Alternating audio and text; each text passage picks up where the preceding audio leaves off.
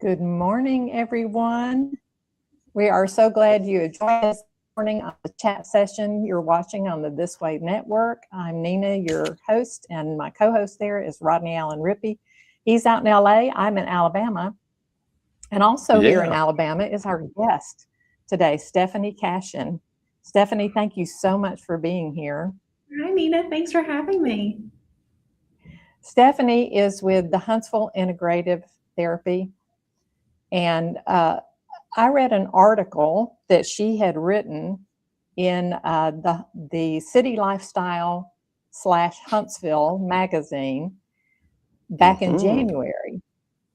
And it was the article she wrote in particular that had me saying, I have got to get her on. But she actually had been quoted in a previous article in the same magazine about EMDR, which I had read first. So I was so excited to see that there because I knew very little of EMDR, although it had been recommended to me at one point. And I was telling you before we got on, Stephanie, that I had actually called back in 2018, I think, at the recommendation of a therapist. She said, I think EMDR could really help you. And so I was in Texas at the time. When I got back to Huntsville, I started calling, looking for a certified EMDR therapist, and there was only one. And she didn't even quite have her certification yet. It was like she'd already finished everything. She was just waiting for it to come in. And I said, great, since you're the only one, I want to make sure that I get in with you. And I tried to book an appointment, and she said, I'm so sorry. I'm already booked out a year in advance. Wow. And I said, oh, wow. Okay, well, please put me on your agenda 13 months from now, because I want to make sure I get on the list and, you know, this doesn't fall through the cracks. And she said, I'm sorry, I only book out a year in advance. Wow. So I never got to do it. But I was thankful to read in this article that there's now over 100 therapists in the Huntsville area who are doing this. So, and you got your certification how long ago? I have now been certified. I have to do my mental math. I believe it was 3 years ago. 3 years ago. Okay. All right.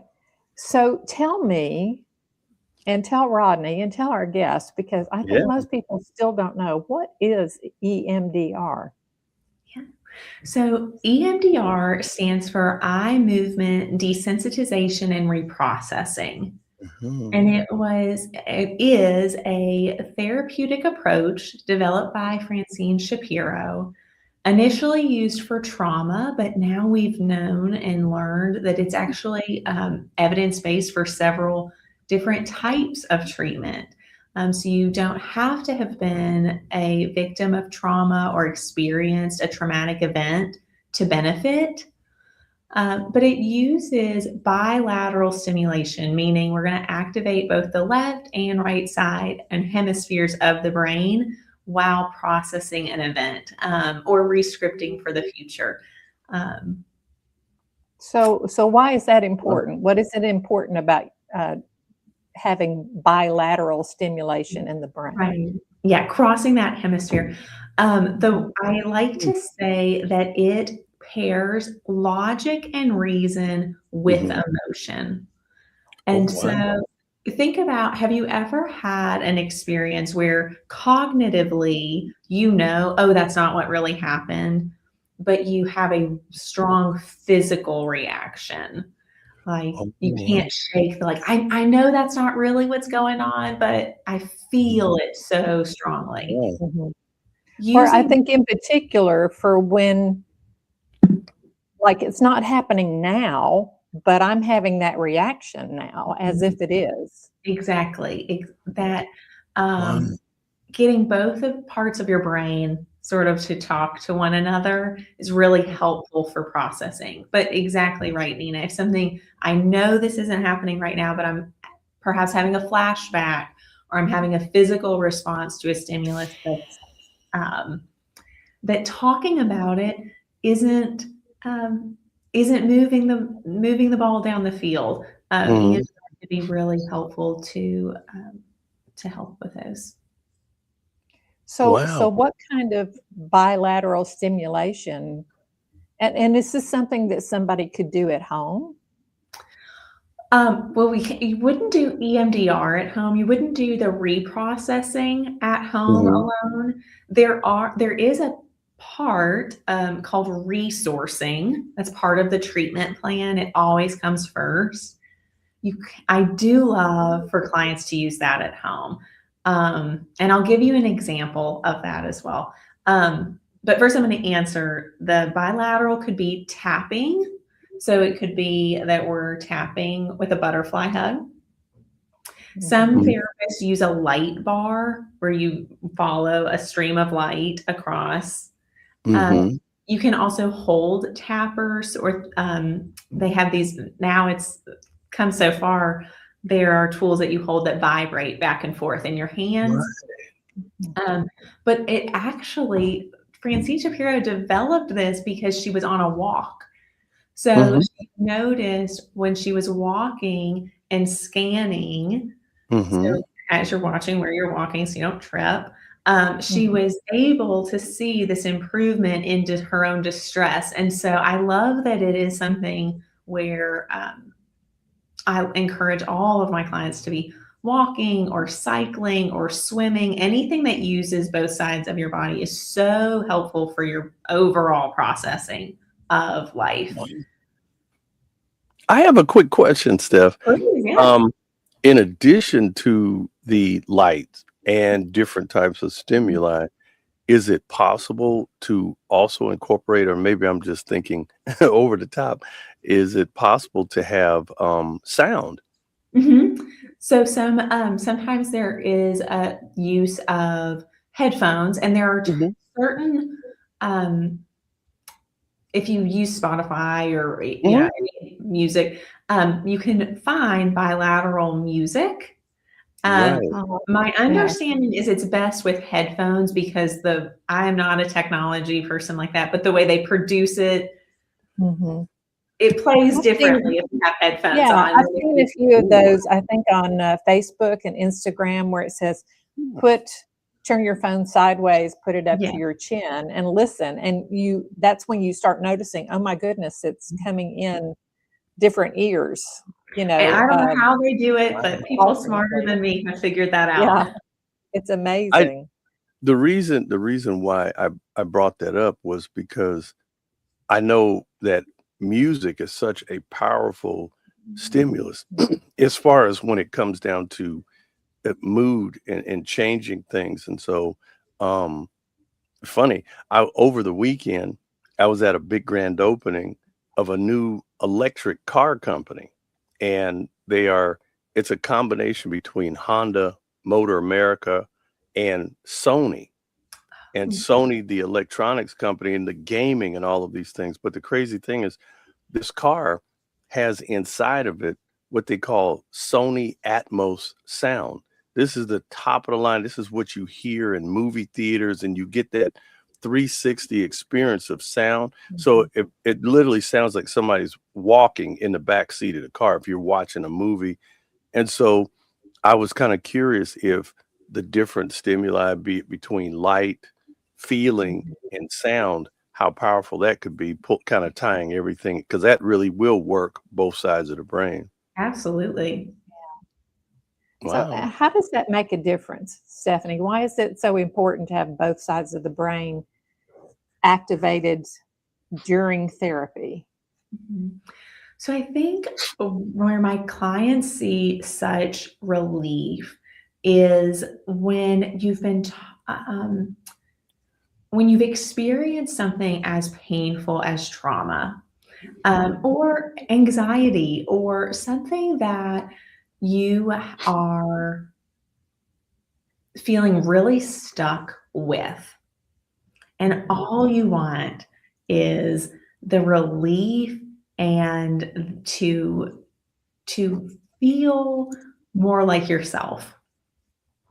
But we get into this very cognitive, very language-based, let me keep talking about it, keep talking about it, keep talking about it. What can happen is that creates its own neurosynapse. And so sometimes we are re-traumatized by telling a story, or we are reactivated in our anxiety by talking about the stressor. Or it's something like a compulsion where we don't really know the root cause of it, or we don't know what the compulsion is coming from.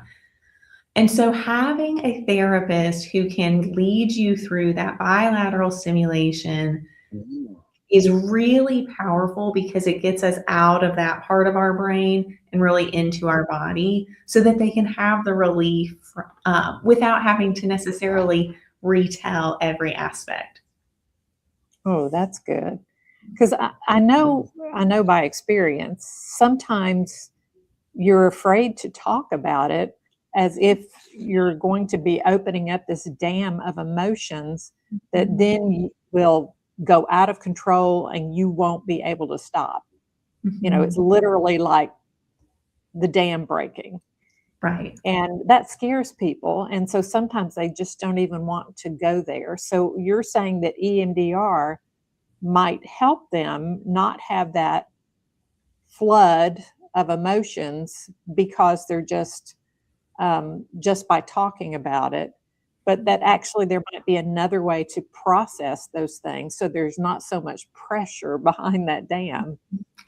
And that is, Nina, you bring up a really good point. That's why it is so important that the person administering EMDR is certified.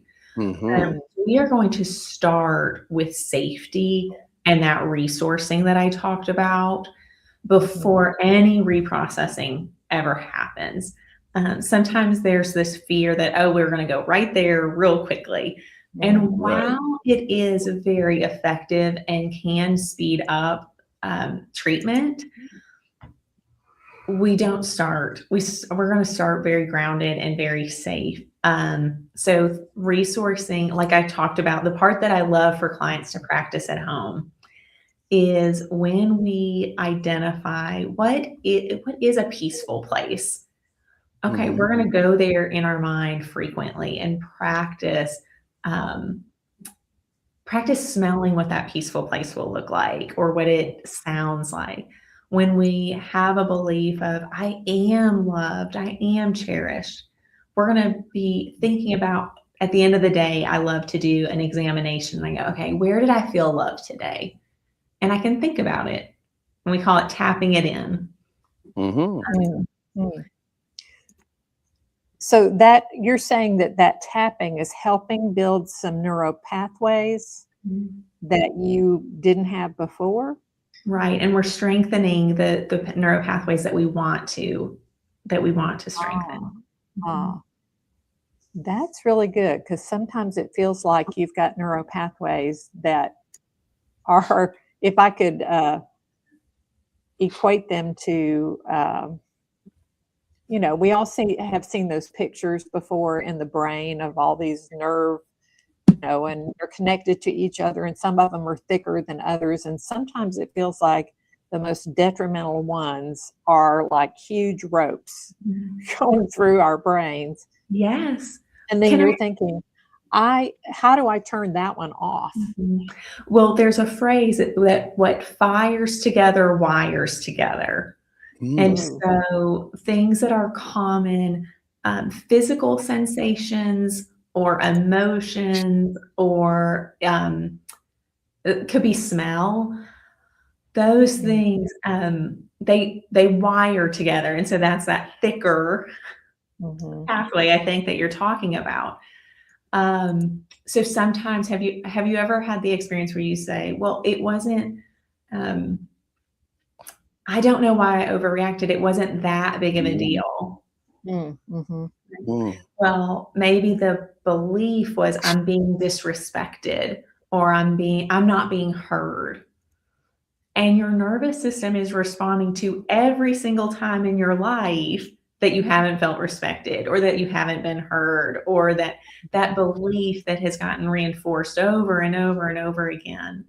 And so sometimes we have a big reaction that is not in reference to what just happened or what was just said. It's every time I have felt that way. And that's the good, okay, one of the things I love about EMDR is once we identify that core belief, we don't have to tell every single story like you sometimes do in talk therapy. We don't have to say, well, let's talk about every time this happened or you had this experience. We're able to go to the heart of, hey, like, this is the belief. Let's reprocess it. And what do we want to believe instead? Right. And how does one do that, though? I mean, are we talking about a reframing here? It can be a way of reframing. We identify what the negative cognition is, so that negative belief. And then there are some general, what would we want to believe? What would we want to, for a lot of my clients, and I love the premise of this show, I'm able to share, we'll say, well, what does God say? Or what is true? And it is really powerful for my clients who are believers to be able to say, this is what I would want to think in this moment. And we have this ultimate truth to point them to. Mm-hmm. Wow. That's really amazing. Yeah. So is it, I'm sorry, I've got so many questions going in my mind. Is that kind of reframing, and I've seen people do that before, they can reframe it like one time, but then they're right back to thinking the other way again. Mm-hmm. So for instance, they go through something that's very traumatic, very painful.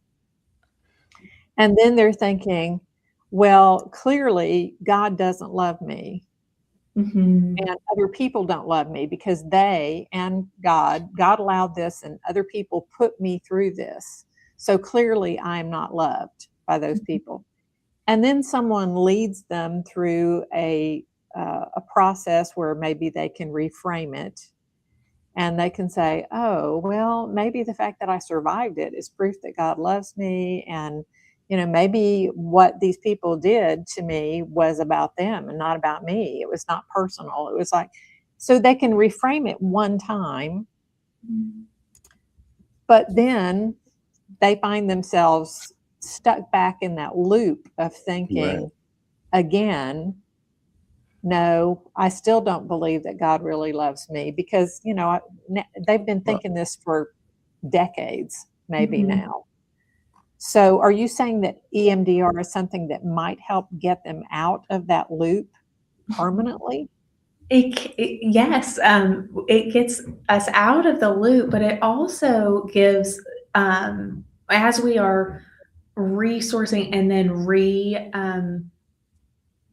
rescripting it and introducing the bilateral, we're assisting that neuro pathway to develop as well. And so that's sort of the heart of it, Nina. You hit it. We can do it once and we can believe this new thought, but unless we really use both the cognitive and the emotional, and we are using both at the same time, it doesn't mean it isn't possible, but we do know we have to be constantly working in that way. And EMDR just is a tool and it is an aid for that. I think this is really interesting because I know it's two different worlds, but I see the similarity.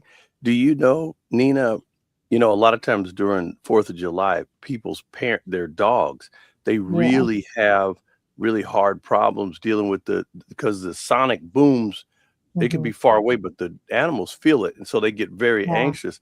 And they have these things called thunder jackets. They have things called thunder jackets. So you can put this, and it's like a hug.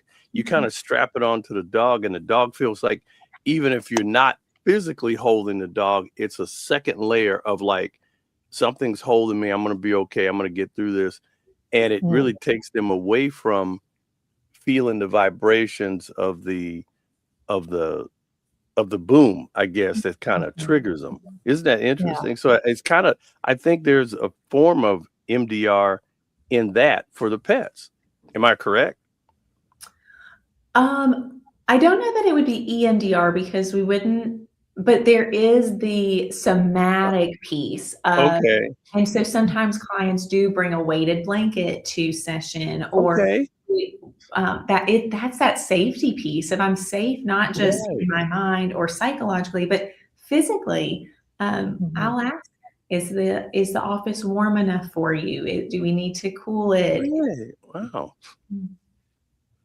Okay. So, and I had mentioned veterans because I know a lot of veterans who dread 4th of July. holidays that involve fireworks Oh, yeah. because it triggers them as if they're on the battlefield again. Yeah. Is EMDR something that would actually help them? 100. I almost said 100%. I don't ever want to say 100%. It is, but it is 100% what I would recommend. Wow. Awesome. So you've actually seen this happen in people where they can kind of reprogram things and then be able to be in those situations and not feel unsafe and react that way? That's the origin of EMDR. That's the heart of it. And so in my even in the process of becoming certified, my partner was a veteran, and he had now was serving as a therapist. He had come, but the process of even going through certification and being led, at the end of the week, I felt so close to him, and he was so grateful because that was safety we started with. He didn't even feel safe in the process. And so then to see him progress and say, hey, I was able to do this week. I was able to go here this week. It really was beautiful to be part of.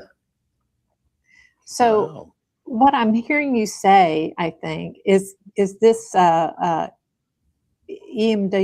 is a way of processing trauma and other things, psychological loops, if you will, a way of processing through those. That is this something that people haven't been able to process through before in other ways, or is this EMDR facilitates doing it faster or more effectively? It could be both, and it could be, I do have a lot of referrals from, someone might love their talk therapist. They might, but there's this one piece that needs to be processed. Maybe not with that particular therapist. They come to see me and then they go back for talk therapy. Other times they've tried a number of different types of therapy and haven't seen the progress they've wanted to. And so EMDR can feel like, okay, this is my last ditch effort. And sometimes it's that, it's a heartbreaking place to be. Other times, because of now that we have more access to information, someone has just read, for example, they read the article and said, hey, I would like to try this. And so that's been, there are many paths to EMDR. There's not one way that's the right way. And I have a question because, I have been on the fringes of the study of the tone, like sound tones, and how they say that people can actually, there's certain tones, even in music, that affect and shift mood. And so, I mean, is there a certain level of tone that, people, if they have, and it makes common sense. Matter of fact, it's really strange. This is a strange thing. Out here in California, there was a 7-Eleven, like a kind of like a quickie mart. And man, they had classical music just blaring outside of this place. and they had a problem with homelessness. And a lot of the people were camped out like right around the side of the building or out front. And I asked the guy, I said, "Excuse me, sir." I said, "You guys must love really classical music." And the guy said, "No." He goes, "It's a psychological thing." And I was like, "Really?" And he goes, "We have a homeless problem." And they were blaring classical music. And I guess, I don't know if it's just a calming effect. Maybe it would make people less aggressive. Even, some people are very, they straight arm, sadly, they straight arm and are very rude to people who are going through various traumas and things like that. So even those people coming into the store, they would be calmed a little bit to deal with this person, even if he is standing or she is standing outside and trying to engage.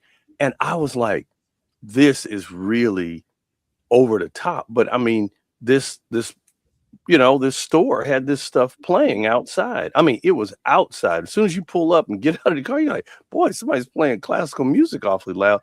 But this guy used that. Is that a form of EMDR? Yeah.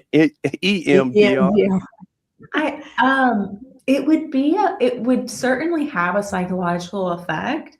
Okay. Yeah. I don't want to simplify it, but I'm just, Yeah. That's okay. Go ahead. I'm sorry. The eye movement piece, that movement is really important. So okay. So I think it's when the producers are able to make it come out of one headphone and then the other, that would be more the EMDR effect, but the classical music would certainly have a calming effect on your nervous system. So it's not just the bilateral tapping on both sides where you're crossing those hemispheres. You would need eye movement with it at the same time? Sometimes clients, when I went through EMDR in 2013 myself, when I was going through therapy. And then again, I did an EMDR intensive last year, actually about this time. It was April of last year. And I like to shut my eyes. I hold the tappers, and I find that that's still helpful. Other clients, they do, they follow my hand. I don't know if it's in the screen. We'll do actual following my hand. And so there's a lot of, again, going back to that safety piece, what's most comfortable. And I will tell you, I had a client, she just graduated, and she was so, at the end of it, she said, "I got to tell you, Stephanie, that first appointment, I thought, there is no way this is going to work. I couldn't focus. All I could feel were the buzzers." She said, "And then I left and I thought, I kind of feel better." And it's very difficult to explain, but she said, "I told my sister, this isn't going to work. There's no way." But she went through all phases, and she's doing wonderful. So we try to not, that believe it even when you don't believe it. And we are going to say, like, okay, do we like eyes? Do we like the tappers? Do we like sound? Do we like the butterfly? We're going to try several things to accommodate. So whatever works best for you, there's more than one way you can do that. Yeah. So is that, when you had EMDR yourself, is that the first time you had ever encountered it? And was that here in Huntsville? So the first time I encountered it was when I had it in 2013. It was in Nashville. Actually, I was living in Nashville at the time. And then the second time I went, there is a wonderful woman, Jan Owens. She owns Back Porch Counseling, and she does EMDR intensives where you actually go to her property in, I want to say Gadsden, but I might be incorrect. It's just a beautiful cabin in the woods. And I did a weekend there. It's beautiful. Awesome. Stephanie, quick question. What would you say is the average time for a therapy session with EMDR, would you say that each session should be X amount of minutes long because you don't want to have sensory overload? And how many days or weeks would you consider a therapy session or That's a treatment? really good question, Rodney. That's a really good question. It's a really nuanced question because of how therapy is currently structured. Typically, therapy is a 53-minute therapy hour. Okay. And so depending on if a client is using insurance to pay for the session, if insurance is going to reimburse, or if the client is paying out of pocket, it really changes, unfortunately can change the treatment plan.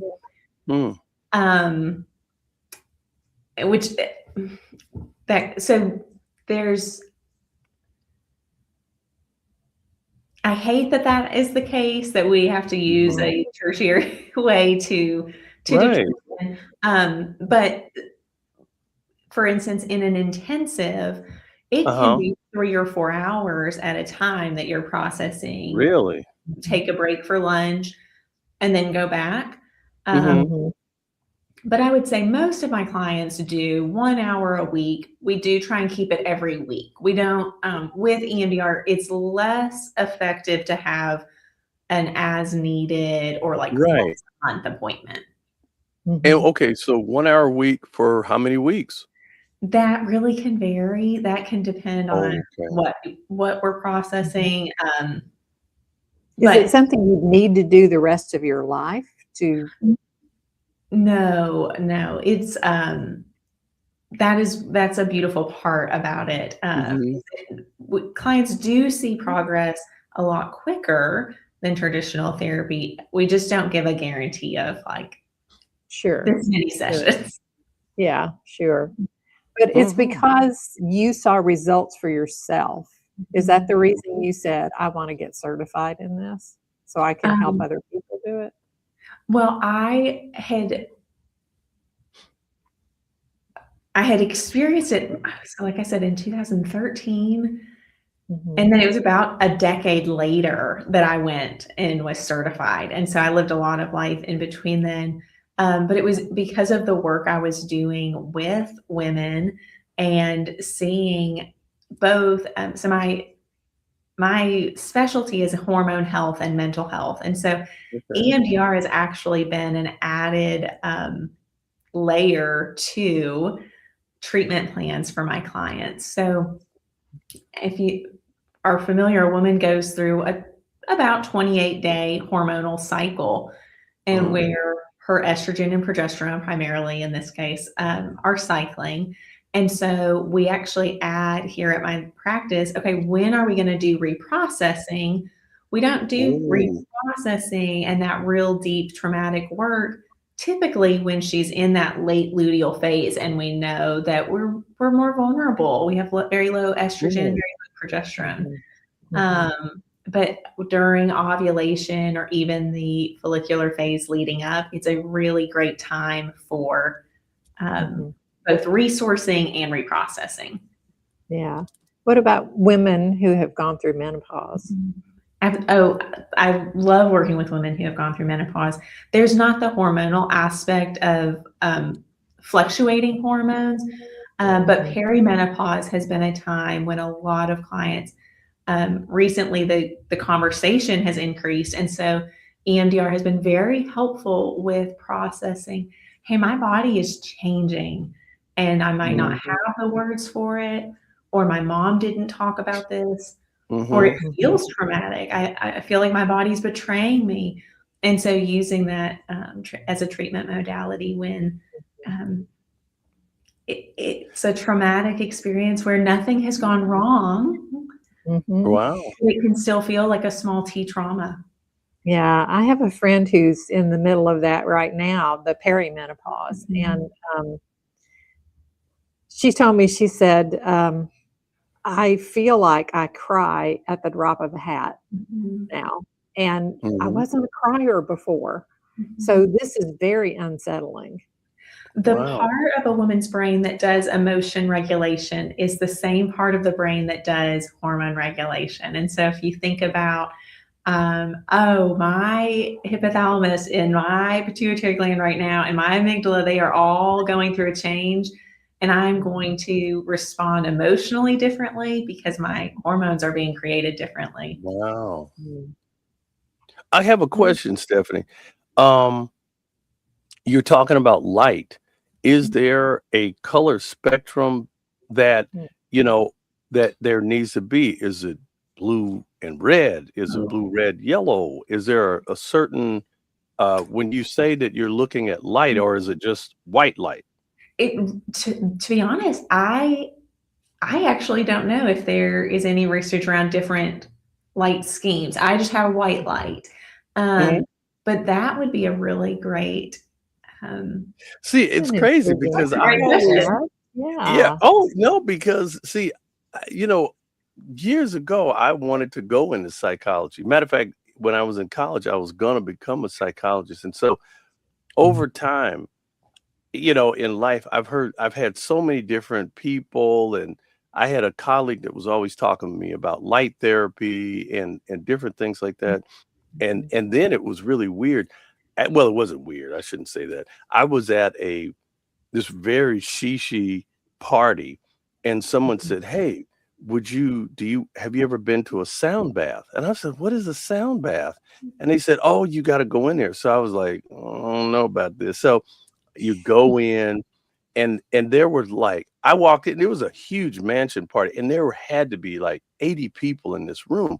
And there was this girl who was some guru of sound bathing. And you sit down, and I walk in, and everybody's quiet, and it was candles, and everything was lit. And they have these things, and they sound like a wooden tube with holes in it with rocks, and sounds like, uh, uh, uh, you know, beans in it, and they're rolling around and you're supposed to sit there. And I said, I'm going to try this thing. So I sat down, and I just sat there, and I said, well, I'm going to think, apparently you're supposed to be peaceful thoughts and everything and stress. And I sat there and just listened to this sound. And matter of fact, this is something that I'll never forget but it was the sound bathing. But when I was a child, we had hardwood floors in our house, and my mom had this thing called a Regina buffer. And it was an electric thing that had these pads that would spin, and it would make this woom, woom, woom, woom, woom sound over and over. I mean, that's what it sounded like when she's buffing the floors. As a kid, when mama would polish the floors, I would run and dive on the bed and listen to that thing, and it would knock me out. Mom did not have to send me to bed. It was just like when mom started buffing the floors, I'm like, oh, great. I would take off running. My mom thought that was the weirdest thing, but I would lay there and listen to that sound over and over again, and it would just put me in a deep sleep. I mean, it would just knock me out. And so Did the sound bath create a very similar sensation? Was it similar enough that it did. The weird thing was, I sat there and I said, I started thinking, it was like I did feel very mellow. I did feel very relaxed. And you know, she was saying, breathe, breathe. So as you're sitting there breathing, I said, this could be pretty helpful for people who might go through PTSD or some type of stress. And I said, but the thing that I like about what you're talking about, EMDR, things like crazy, or I'm not going to say crazy, but the sound bath would be, it's non-transdermal. You know, so many people have such a intake of pills and things to feel better. You know, it's a wonderful thing when people can not have to take so many drugs, you know, and things like that. And so, you know, that's why I was kind of curious about the light, because I was thinking about certain color. Does it affect the brain in a certain way? That's all. that's Rodney, that you've unlocked something in my mind. I'm like, oh, I need to research this to see if there's I was just, what's out there. I've got some friends who are really big into frequencies, but not just sound frequencies, other frequencies in nature too. And of course, the wavelengths and light. Red is the Right, longest wavelength, I think, and violet is the shortest. And of course, you've got right, everything right. in between. And it does make me wonder if one would be more effective than another, especially when you're doing the following a light back and forth, the reprocessing. That's an intriguing concept. Good question.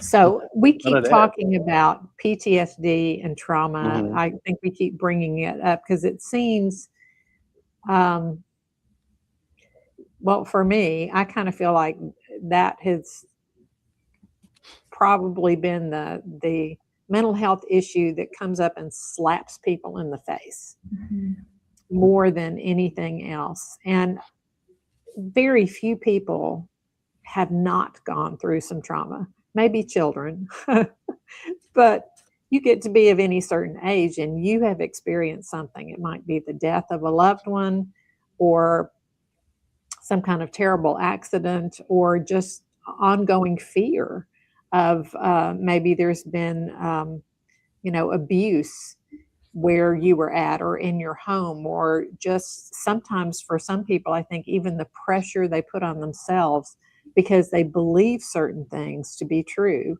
If I don't perform this way, then no one is going to love me. I'm not going to be accepted. And that creates its own trauma. So, but what I'm hearing you say, I think, is that this helps with more than just trauma. Absolutely.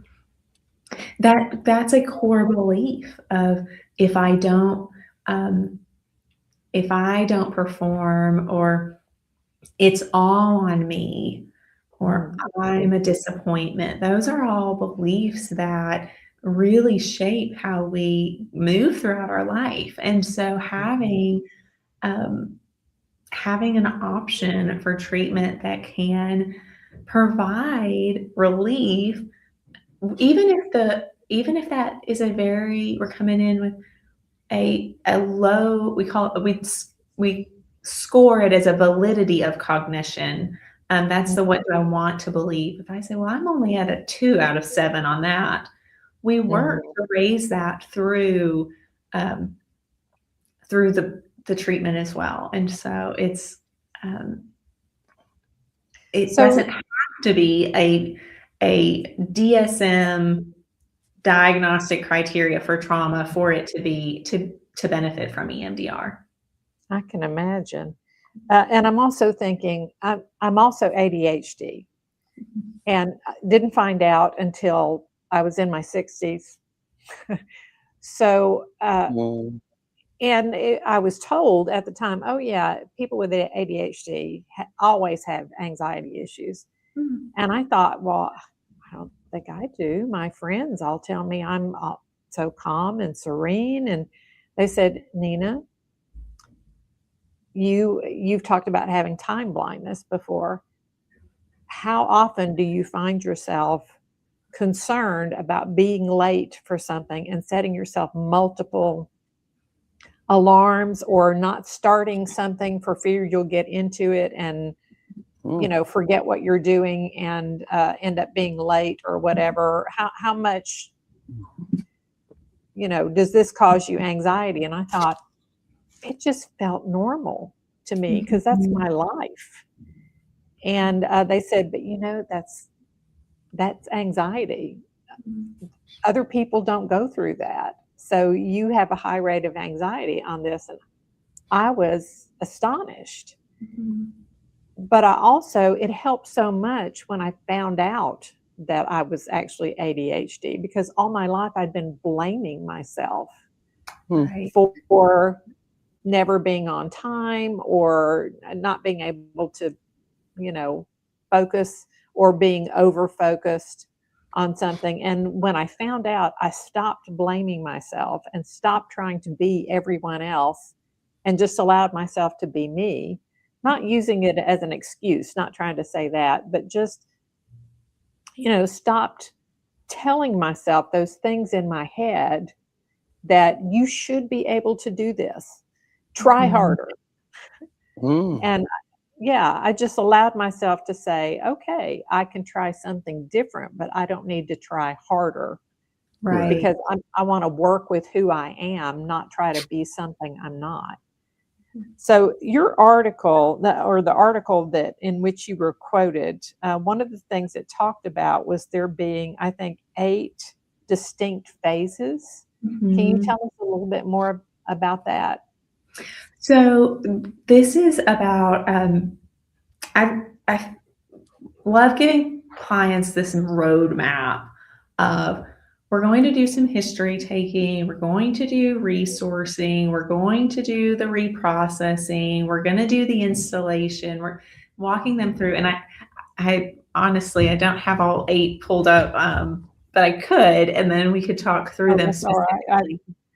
They But list a few here. There was history taking, preparation, reprocessing, and resensitization. And they do mention that the 8 phases do not always equate to 8 sessions. exactly. It's not always Yeah. 8 sessions, and there are a few that happen at the same time, that like 4, 5, and 6 are going to happen together. But it does let the client know, hey, where are we in as we're treatment planning? We're not like, oh, well, I don't know. Now, once we're reprocessing, that could be several sessions or that could be one session.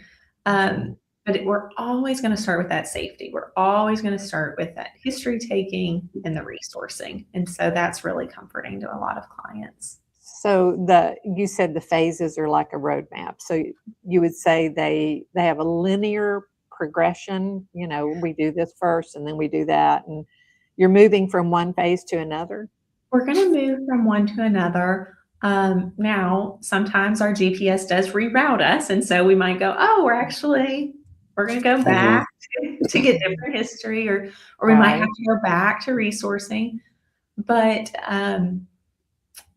when we are measuring between our subjective unit of distress, you'll hear, if you go through EMDR, you're going to have 2 numbers that we really focus on.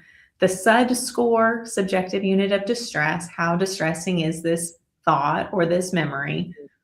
And then the validity of cognition, the VOC score. That's the, like, how true does this feel? That's what we want to increase, and we want our SUD to decrease. And so a client, week by week, we're going to be able to measure, oh, this is where we're at. Oh, this is where we're at. We want the SUD to get as low as it possibly can before moving on to the reinstallation and moving forward. But it's not it's less of a, I feel better, I feel worse, I feel this. We've got a number to attach to it, which can be comforting to clients. There's not too much pressure on like the difference between a 7 and a 7.5, but it is helpful to see, hey, this score has gone down. Ms. Cashin, I used to work at a college. It was there was a technical college actually, and I was in admissions. And so one of the things, the college that I was at, we started for the nation alcohol and drug counseling. We were the first post-secondary school that issued degrees or certifications in alcohol and drug counseling. I was kind of curious, is EMDR, is that a standalone certification, or if a person had a certification in psychotherapy or whatever, how long does it take a person to get certified as a EMDR therapist? Or is it a whole degree in itself?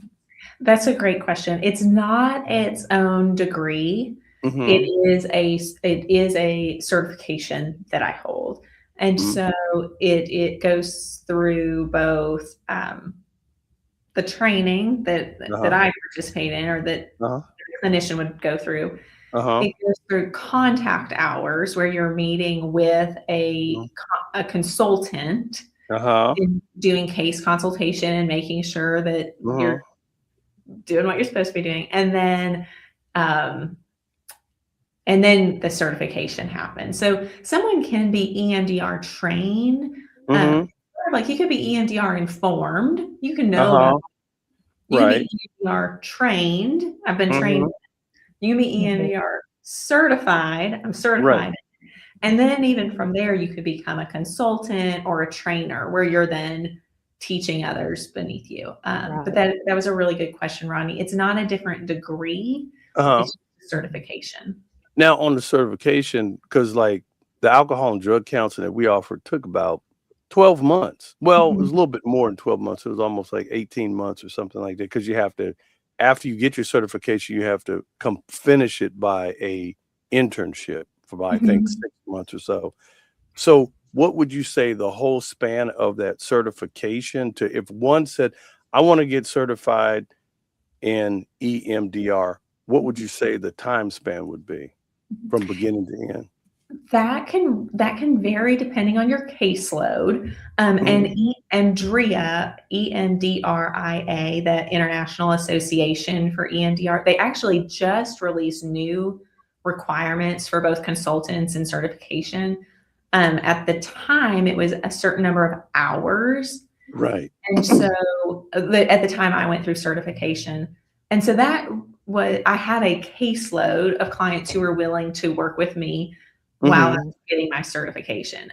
So depending on your caseload and how many clinical hours you have, whereas if someone says, well, I'm only working with Nina and we have to go through Right. 60 hours, well, that could be 60 weeks. That could be, does that answer the question? Yeah, I'm just trying to, I'm just trying to figure out if, like, if you sat down in a classroom setting and someone says, okay, we're going to take you through this course, we're going to get you up to speed, and they have either, role play or something like that to get you through this certification, would it take a year? Well, the classroom hours would probably be about a week. But from there, that depth of knowledge is really going to come from you working. It's sort of like your clinic, your rotation or your Sure. Yeah. And do you actually get a certificate in EMDR from the EMDRI, right? Is that correct? Yes. So Andrea, and on their website, they don't endorse a specific therapist, but you can in your area. This is all over the world. You can say, I'm in this area and I want to use this type of insurance and I'm looking for, specifically this. I'm looking for help related to postpartum, or I am looking for help related to anxiety. They do a really good job of providing a tool for searching for a certified or trained therapist in your area. So you could get on the EMDRIA website and search that, find someone in your area that could help you. Wow, that's great. That's and honestly, Nina, any therapist can walk you through that. And so sometimes clients call my office, and for what they're looking for, maybe I'm not a great fit. Maybe I tell people I don't treat eating disorders. It's outside of my scope. It just is, but I can make a really great recommendation. And I have sometimes done the work for them where I say, okay, I'm on the website and tell me this and tell me this. I'm happy to do a consultation or show them, and I'll send them the link and say, feel free to search around. It's kind of like, thank you for putting it in the chat. But really finding, hey, this is who I serve really well. And then I wouldn't be a great therapist for that, but who would, and doing that warm handoff is really helpful. And Andrea makes that really seamless. Awesome. That sounds fantastic. We've got about 6 minutes left. And I did want to touch on, I had found out about you through the article that you were being quoted in that talked about EMDR. But then later in the magazine, I found an article that you wrote. And it was the January issue. So, what was on everybody's mind was the new start and, you know, making things better this year, making our resolutions. And you wrote an article that was titled Becoming More Yourself. And it really resonated with me. And I want to read for our audience just a short part of that in particular that I thought was so profound. You had talked about, well, let me just back up to right here. Because true change isn't about what you add, it's about what you remove. Just like my house didn't need more decor, it needed the old windows gone that had been drafty. Real transformation happens by clearing away what doesn't belong. That's exactly what Michelangelo meant when he said, I removed everything that wasn't David, when he was, you know, sculpting that statue. So, and you say here, that's what sustainable change truly is, not adding more, not stacking habits like a Jenga tower, not becoming a shinier, more optimized version of yourself, but stripping away everything that isn't you. Better is performative. Truer is sustainable. A life that looks good that only looks good will never last. January whispers seductively, become better. But what if you stopped trying to become better and started becoming truer? What if your resolutions honored your identity instead of your insecurities? What if they match your capacity instead of your fantasy bandwidth?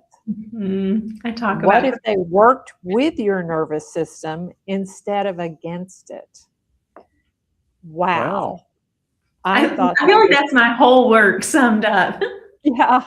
I thought it was tremendous, and it really resonated with me because I could very easily see how I and so many people I know, most people I think, tend to approach the new year in particular, and we love those opportunities for a change, for a fresh start. And so we try making this resolution and we try powering through it. And usually by the end of January, if not then sometime in February, it is gone by the wayside. And we feel like, I don't know why we feel this way, like we have to wait for next year to try again. But I love what you were talking about. It's not adding something to your life. It's actually removing what isn't you. Talk to me in the few minutes we have left. We've got about 2.5 minutes here. Talk to me about how people can go about removing what isn't them. Oh, so many ways. I work with the most beautiful, high-achieving women who are seeking self-trust and integrity and to live lives that are in alignment with who they really are. And so often they think, oh, well, I need to add this, or it's this supplement, or it's this. And we, just like the article said, it becomes this Jenga block of we can't keep up with more and more and more. And really looking at where did this idea come from that I need to add something to become more myself? What if I took away, so you ask, how could they do it? I love the practice of morning pages. It comes from Julia Cameron's The Artist Way. And it's sitting with yourself every day and really journaling what is blocking you from becoming yourself. What's coming up? And that practice of doing it every day, you're going to see some themes. You're going to see some patterns that are like, ooh, that one, that topic keeps coming up. Maybe I need to lean in there. And so who would I be if I didn't need to achieve anything? So journal prompts are a really, really lovely tool. And I'm happy to send you some. We could put them in the show notes, but journal prompts and morning pages.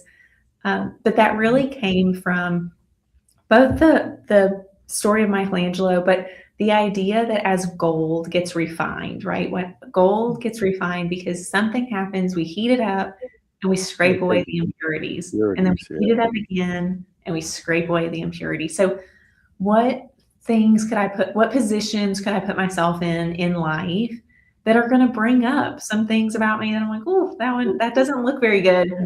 Okay. Instead of what can I add? What can I add? What can I add? Right.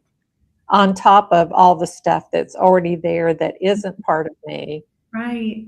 That doesn't need to be there. So now all I'm doing is burying that on top of, with other things. Very profound. I really liked that. It was so helpful. I just also added the EMDR.org event. They have a conference coming up. So if anybody out there, if you're any practitioners and you would like to attend, you can actually, they're having a big, time where you can go and get training and all this other wonderful things. So just wanted to put that out there as well. So that's on the chat. And everybody, you've been watching the chat session on the This Way Network. We've had Stephanie Cashin. And so she has been with Huntsville Integrative Therapy. Fantastic, real state-of-the-art treatment. And how can people get in contact with you if they're in the area and they want to get in contact or come there? Is there a website for you? They can, my website is therapyhuntsville.com, or follow me on Instagram. I'm the Huntsville Therapist. I love connecting with people. Thanks so much. Love connecting with people there, or send me an email, hello@therapyhuntsville.com. There you go. Awesome. Thank you so much. Thank you. This is very interesting. I mean, this has been great. We should do it again. I would be yes. Will you come back? We would love to have you back again. Yes. To talk more about this and other things. I'd love to talk more about that. What it looks like to remove things that aren't yourself. Yes, I would love that. That'd be great. Thanks, all right. Thanks, Rodney. Well, thank you everyone for joining us today on the This Way Network for the chat session. And it's time to say goodbye. So Rodney? Well, that's going to do it. That's going to wrap it up.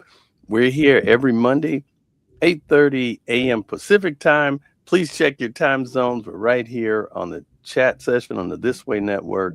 And again, have a blessed week. God bless you. And hey, EMDR. That's awesome. So thank you for being on with us, Stephanie. And we'll see you next time right here on the chat session on the This Way Network. And everyone, be of good courage because God is with us and we aren't alone. Bye, everybody. Take care. Have a great week.